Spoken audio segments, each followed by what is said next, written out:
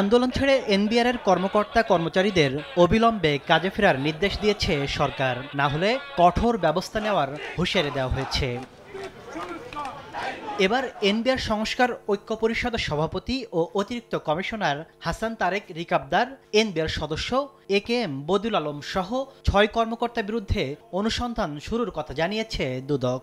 যদিও সংস্থাটির দাবি, আন্দোলনের সঙ্গে অনুসন্ধানের সম্পৃক্ততা নেই। দুর্নীতি, স্বজনপ্রীতি এবং অনিয়মের মাধ্যমে জ্ঞাত আয় বহির্ভূত সম্পদ অর্জনের প্রেক্ষিতে বর্ণিত ৬ জন কর্মকর্তার বিরুদ্ধে অনুসন্ধানের সিদ্ধান্ত গৃহীত হয়েছে। আমাদের কাছে যে অভিযোগটা এসেছে তার প্রেক্ষিতে এই অনুসন্ধানের সিদ্ধান্ত গৃহীত হয়েছে। এর সাথে ওই যে আন্দোলনের কোনো সম্পর্ক নেই।